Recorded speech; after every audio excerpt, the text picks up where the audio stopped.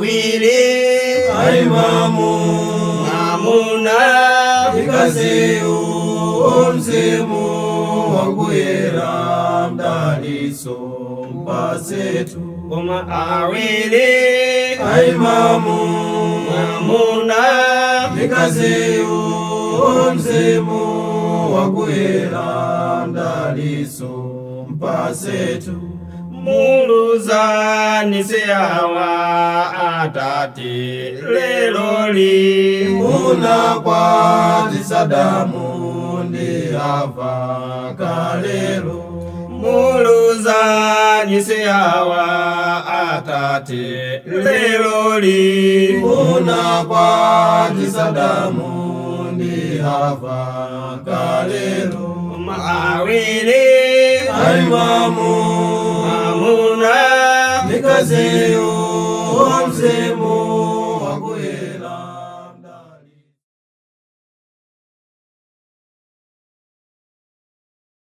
Ndi nthawi yabwino ino imene tikupitirizabe kuphunzira paphunziro lathu lokhudza banja. Pa programu ya lero muli ndine m'bale wanu Mvenjero Gondwe. Tikumbere programu imene yamatipatsira ndi Lilongwe School Biblical Studies ku Lilongwe ku Mitundu. Amene sakudziwitsani kuti tsopano atsegula mwayi kwa iwo amene angafuna kuphunzira Baibulo zaka ziwiri mwaulere. Akhale amuna, ampingo wa Khristu, odali mabanja kapena ayi, komanso odali ndi certificate yake ya form 4. Mwina ndinu mwina ndiye adziwitseni. Skulu imene idzayamba chaka cha 2027 mu January kumaliza 2028 mu November zaka ziwiri. Mwina ndinu mwina ndiye adziwitseni. Komanso ampingo wa Khristu akudziwitsani za msonkhano umene ukhalepo chaka chino mu pa 14, 15, 16 August chaka chino chaka cha 2026. Tokutchula za chaka ife mwina ena programu yadzayivira chaka china chake kumadzera ndiri chaka chake chimenecho ayi koma chaka cha 2026. Mwina muli ndi funso tipamveto tipereka nambala imene mutogwiritsa ntchito kufuna kufunsa zokhudza msonkhano, zokhudza skulu, komanso zokhudza programu imeneyi. Programu imene mukuzipezanso pa tsamba lathu la YouTube mungayang'ana Lilongwe School Biblical Studies, mudzatopeza phunziro imene komanso maphunziro ena ambiri. Pa tsiku la lero tsopano tikulowa mphunziro lathu la namba 33. Amene akhale limodzi taona ndithu kuti maphunziro athu abanja taphunzira zinthu zambiri. Takuganiza kuti maphunziro 1 mpaka maphunziro athu namba 33 komabe tilinso ndi maphunziro ena amene tiphunzire ndithu kutsogolo kwathuku. Ndiye kuti taona ndithu taphunzira zinthu zambiri zokhudza banja. Koma programu ya lero tifuna tilowe m'buku la 1 Korinto. Buku limene la 1 Korinto Paulo pamene amakamba za banja anakambapo somo wina umene tikambirane pano onena kuti Enanu, Munali, Otere. Zimene maona Korinto chapter 6 koma zimene Korinto chapter 6 tazina munthu afuso kuti zogwirizana mwanji ndi banja. Tithandizana kuti tione kuti zogwirizana mwanji ndi banja. Pa 1 Korinto chapter 7 Paulo pamene amakamba za banja amakamba za banja malingana ndi mafunso amene anafunsidwa. Akhristu kwa Korinto mpingo wayamba wakhazikika. Tsopano anthu ajani mu mpingo anali mafunso ambiri pa zinthu zosiyanasiyana. Koma ndipo mu chapter 7 anakambirana nkhani yokhudza banja. Anthu amene anali mafunso ambiri yokhudza banja. Nangazikatere zimatani. Mudziwa munthu ali mu mpingo koma pali zinthu zambiri zimene sanazimvetse. Ndipo anthu anafuna kuti azidziwe vetse ndithu kapena kuti azidziwe. Koma Paulo asanayankhe mu 1 Korinto chapter 7 anauza kayi chinthu chofunika mu 1 Korinto chapter 6 kuwakumbutsa zomwe nawo analili poyamba. Kodi iniyo muchoka kuti ndipo mulowera kuti. Pa nkhani ya banja Paulo analiphunzitsa chinthu chofunikira kwambiri chifukwa chonena kuti nthawi zina ukayiwala kuona kumene uchoka zimakukhudzanso kumene ulowera pa nkhani ya banja. Pali zinthu zambiri zimene anthu ambiri amati osamakamba zakale tikambe zapano mapitako. Koma nkhani ya banja sizili choncho. Mwachitsanzo mwina munthu ali kukalikale wakwatirapo kawiri katatu kafolo kena kwa afulu khala Khristu. Ndio zamfunsa za banja kuti banja linaenda bwanji. Koma ineyo nakwatira mkazi woyamba wakutcholo ukuzinatere. Ndadzakwatira wina wakudedza ukuzinatere. Ndadzakwatira wina wakusimba ukuzinatere. Ndi iya. Koma apa nopanda zonse ndazisiya ndili ndi uyu tsopano wako Lilongwe. Ndati uyu chimene chimusokoneza njani? Kale lake likhudza tsogolo lake. Chifukwa koma muzo kuti mulungu wazibanja lanu mutere. Ndiye zakalezo. Koma Paulo anaona kuti nje chofunika umaonanso zakale. Chifukwa kona zakale zimakuthandiza kukonza zakutsogolo. mwina munthu amene ali pabanja kapena munthu amene asali pabanja koma ora adzakhala pabanja tsiku lina.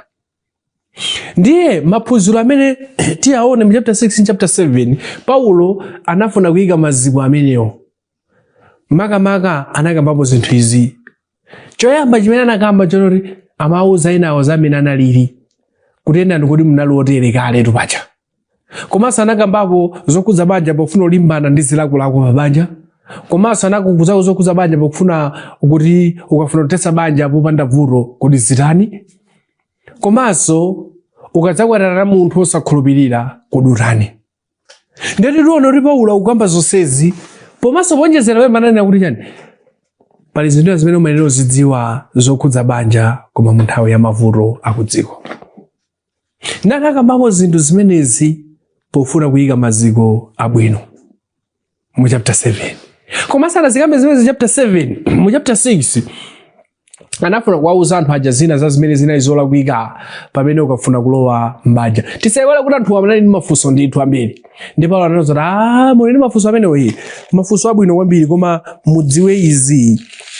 Ndipo powayankhapo ena anali kuchoka mu zinthu zina ngati zezo.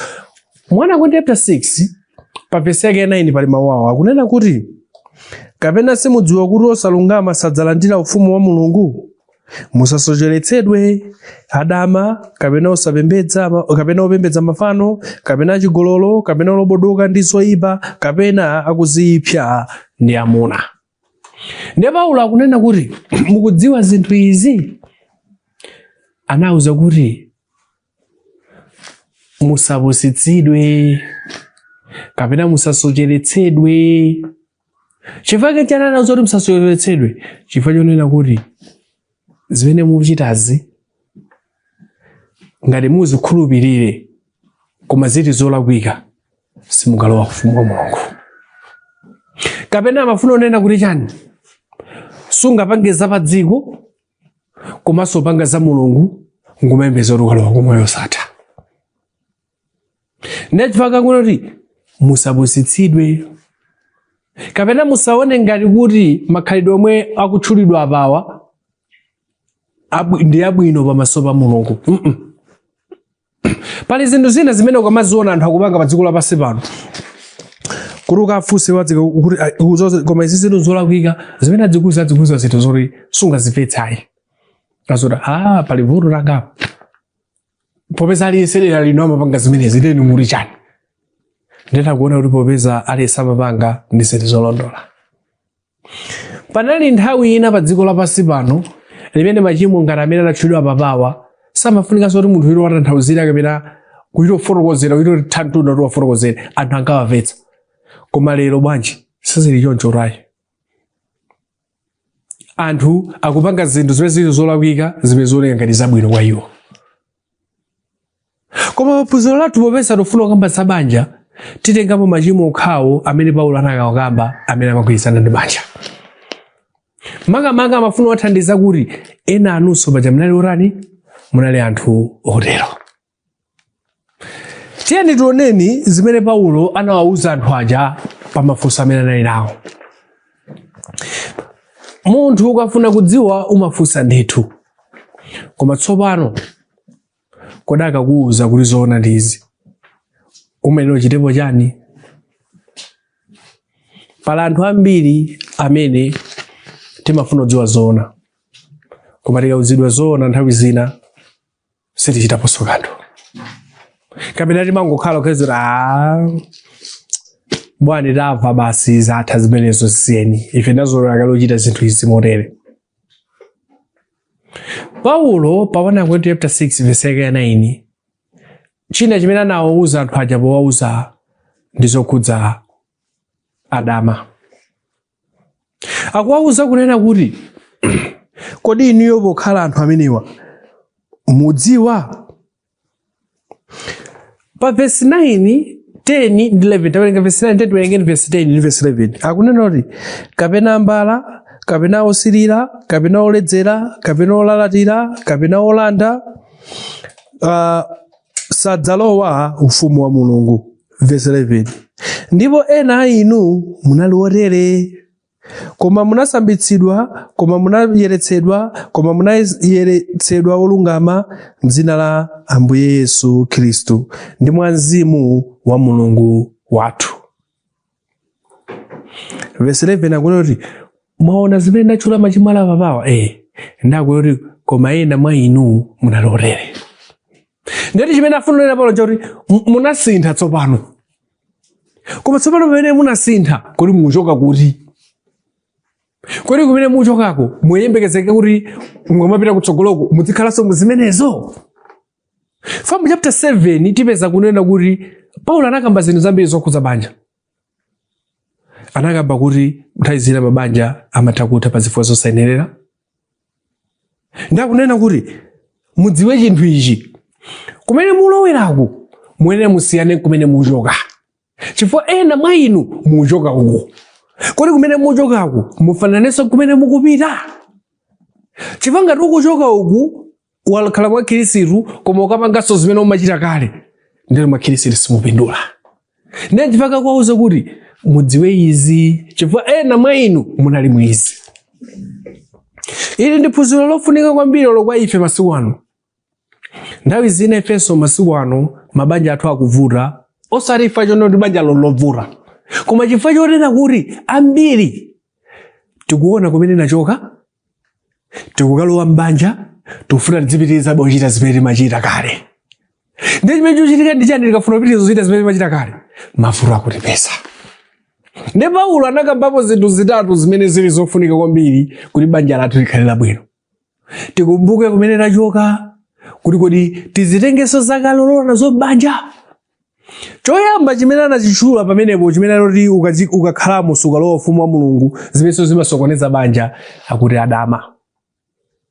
Mawu adama ndi mawu amene amayimirira kupanga chinthu ndi mamuna kapena mkazi yemwenso wako. Akati dama ndi kuti titanthauzira motera koma tionjezera tanthauzo lake. Akati dama ndi kuti ukugona ndi mamuna kapena mkazi orisonakwatirane naye, komanso kupeza kuti mwina iwenso suli pa banja. Ndiyoti nonse simuli pa banja komanso simunakwatirane koma mukugona ngati pa banja, ndi akuti adama. Ndiye Paulo akunena kuti ena anu inu munali otero, oti muchoka kumene mumati mugona ndi uyu, mugona ndi uyu, mugona ndi uyu, mugona ndi uyu. Muchoka ndi kumeneko, koma tsopano pamene mukalowa m'banja kodi mukhalenso muzimenezo? Chifukwa ngati mukhalenso muzimenezo ndiyoti kumene muchokako simunachoke, munakali komwe kaleko koma mufuna kukhala moyo walero. Komanso dama limaonjezereka kufuna kutanthauza kugwiririra kapena kukisana kapena kuyankhula kapena kugona ndi chinyama. Zonse zimapanga fomu ngati gole ya dama. Kungoyankhula zoyipa. Ndazira timamva anthu koma uyu ndi adama uyu. Chifukwa ndi zimene akulankhula, kapena zimene akuchita, kapena zimene amakonda kuonera.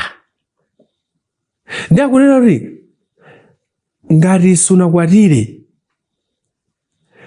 sukuyenera kupezeka mu zimenezi. Ndi Paulo akukumbutsa kuti pajatu Enanu muchoka kuti? Muchoka kumeneko. Kodi kumene muchokako mufuna mukalowanso m'banja mukapange zimenezo? Mabanja ambiri masiku ano akusokonekera chifukwa cha mchitidwenso wina umenewo. Chinthu chachiwiri chimene anachitchulanso pa 1 chapter 6 verse 9 chachikapangitsenso kuti munthu asakalowe m'banja, anatchulapo za chigololo. Akuti kapena achigololo. Akakamba za chigololo ndazina mawu amene amagwiritsidwa ntchito mofanana ndi dama koma ndosiyana. Akakamba za chigololo ndi munthu amene akugona ndi mamuna kapena mkazi wina pomwe iyeyo ali pa banja. Mkazi wako ali apa kapena unakwatira kapena unakwatiwa. Ndi pamene uli ndi mkazi wako kapena mamuna wako ukamakagona ndi munthu wina kupatula mkazi wako kapena mamuna wako, chimatchulidwa kuti chigololo. Ndi Pauloso akunena kuti enanso inu munali choncho, oti musanakhale mwa Khristu munali chigololo. Muli pa banja koma mukagonanso ndi akazi ena, muli pa banja koma mukagonanso ndi amuna ena. Ndi akunena kuti chimene mwathawa kumeneko chifukwa munadziwa kuti mukapitiriza kupanga zimenezo moyo osatha simukapeza. Ndipo peza lero tsopano mwakhala mwa Khristu murani akuti ukakhala mwa Khristu umasandulizika. Ndi mukamafunsa amene taona mu chapter 7 yo mudziwe kuti Enanu muchoka ku zimenezi. Ngati muchoka ku zimenezi kodi muzitengenso kulowa kuzijowa nazo pita nazo mwa Khristu. Ambiri masiku ano nkhani yachigololo kwa iwo sizodabwitsayi. Amaona ngati ndi mmene zimene okhalira basi. Uli ndi mkazi kapena uli ndi mwamuna okhoza kugonanso ndi mkazi wina kapena ndi mwamuna wina. Ndi mmene moyo ulili wa masiku ano zili choncho anthu ena amatero.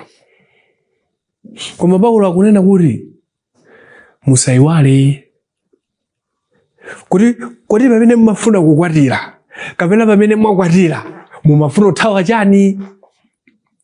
Pamene munthu wakwatira wathawa dama chifukwa wapeza mkazi wako, wapeza mwamuna wako. Pamene munthu wakwatira Mulungu amembekezera kuti munthu yathawa chigololo chifukwa wapeza mwamuna wake, wapeza mkazi wake. Koma chochitika ndi chani tsopano? Zimene mmazithawa kuja wabwera uku mukazisiyaso banjali mukabwereranso kuziyasi. Ndi Paulo akunena kuti anthu achoncho kumoyo satasimungaupese. Kaya ndinu adama, kaya ndinu achigololo moyo satasimungaupese. Anapitirizanso kunena kuti olobodoka ndi zoyipa kapena amuna. Iyi ndi fundo imene amafuna kamba zokhudza ena inu munali motere kuti mumagona ndi amuna azanu kapena mumagona ndi akazi azanu. Zokhudza amuna ukhokongonana kapena akazi ukhokongonana tikuziona m'Baibulo anthu ena samachitapo ndithu. Ndakuti ena so inu munali choncho mwagonapo ndi amuna azanu mwagonanso ndi akazi azanu. Koma Mulungu sanazikoze choncho. Chifukwa ndi chani Mulungu sanazikoze choncho? Mulungu anakonza kunena kuti mamuna amene ogona ndi mkazi ndipo mkazi amene ogona ndi mamuna. Osati Mulungu anakonza kuti mamuna agone ndi mamuna, mkazi agone ndi mkazi. Ayi.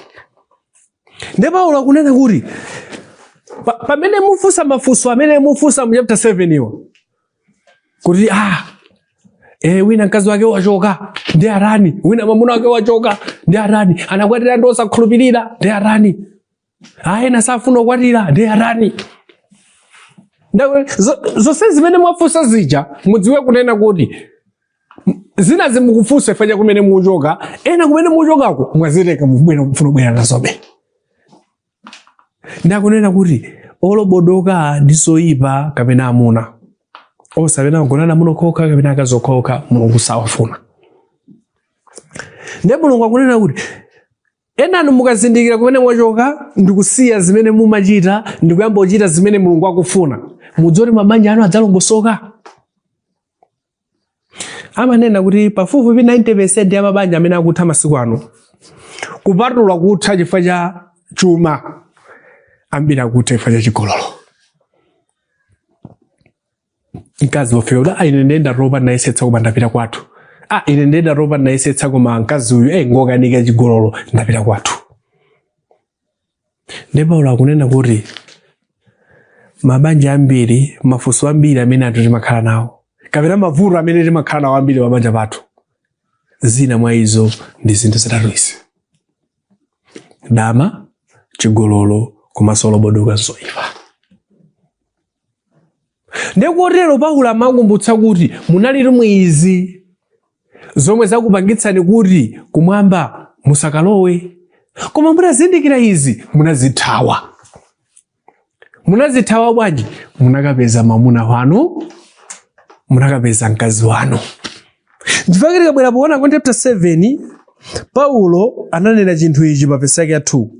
Koma chifukwa cha madama munthu yense akhale naye mkazi wa yekha ndi mkazi yense akhale naye mwamuna wa yekha.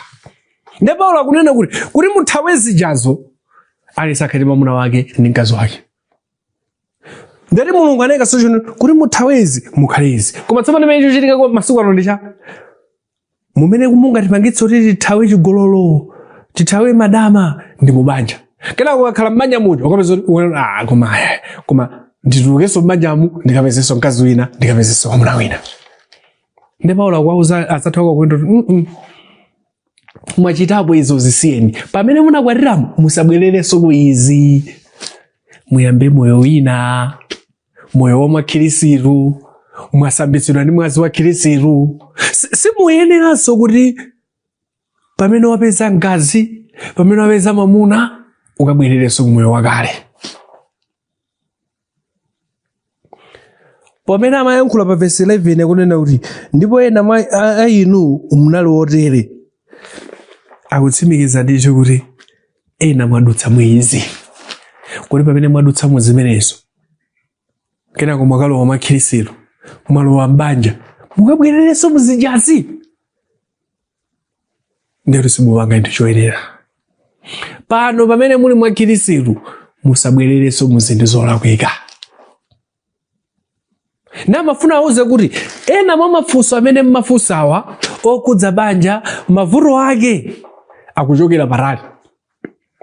Akuchokera pakuti munali mwizo, mwakhala makhirisitu, ena mufuna mubwererenso mwizonso. Mubwererenso muchigololoso, mubwererenso mudamaso, mubwererenso muzilakolako zolobodoka nzoti zoyipa. Mukatero kupatseni mayankho apa simudzakhutitsidwa. Naonapo nthawi zina anthu ena ukamauza kuti Mulungu anakonza kuti banja ndi mwamuna mmodzi mkazi mmodzi mpaka chifama kuti zosatheka. Sizingatheke. Zingatheke kukwatira amene mpaka kufana izo munenazo sizoona izosatheka. Chifukwa chani akunena kuti zosatheka? Chifukwa afuna kubwereranso kumoyo wawo wakale. Nde Paulo amauza kuti ayi, mukabwereranso moyo wanu wakale, moyo osatha simukaupeza. Mukabwereranso moyo wanu wakale, ndiyo chikhirisitu chidzakhala chosapindula kwa inu. Pali zinthu zina ngati suzisiya, udziwe kuti udzakhalabe pa mavuto pa banja pano. Mabanja ambiri akuvuta chifukwa cha muzimene anthu tinali kale tofuna kulowa nazo mbanja. Ifenso masiku ano ngati tinayeretsedwa mwa khirisitu, ngati sitisiya chigololo, sitisiya dama, ndikusiya zinthu zina, tidziweni kuti mabanja athu adzavula. Ndipo Paulo akunena kuti izi muzidziwe, enanu munali muzimenezo, koma pamene mwazindikira choonadi mubwererenso muzimenezo.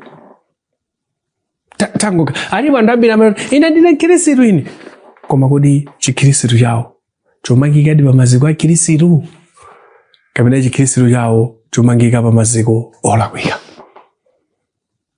Ndakunena kuti enanu munamangika muzimenezo, munamangika pa zinthu zimene zili zolakwika, koma muthokoze kuti khirisitu anakuta nini? Anagombolana, anakuchotsani. Ndipo pamene khirisitu anakuchotsani, taganizani mufuna mukabwererenso muzimenezo. Ndipo Paulo pamene amafuna wayankha mafunso awo kuza banja chapter 7, anayika maziko amene onena kuti enanu mukuvutika chifukwa chonena kuti mwayiwala kale lanu, mufuna mubwererenso kumeneko, koma enanunso munazisiya chifukwa choti munasambitsidwa kwa khirisitu. Ndi ifenso masiku ano banja lathu likhale labwino, tikumbukire chimenecho, kuti tasiya zathu zakale, tayamba moyo watsopano, takwatira kuti tipewe zimene timachita zolakwika kale. Koma ambiri situleronso ayi, takwatira koma tufuna kubwereranso moyo wathu wakale. Ndipo Paulo akuti ayi, mukabwera mmenemo moyo osatha simungakaupeze. Ngakhale mukhale pabanja mungodziphunzitsana kufa mubwererabe muchigololo. Mukapanga chigololo chimene mmachita kale, pano mubwereranso moyo. Muli mudama limene mmachita kale, mukhalanso mmenemo.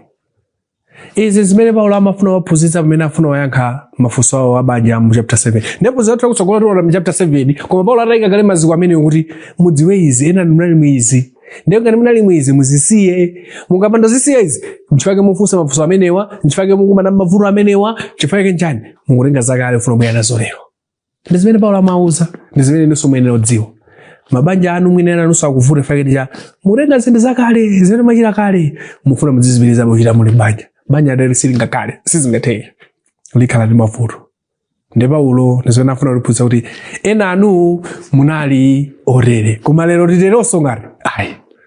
Paphunziro lero munali ndine m'bale wanu Vinjero Gondwe, tikumene programu ya Otere adali longosoka biblical studies, mwina tili ndi funso amene ndimakakukudza chino nambala 082 766 kufikiranso nthawi ina Mulungu akudalitseni nonse. Amen.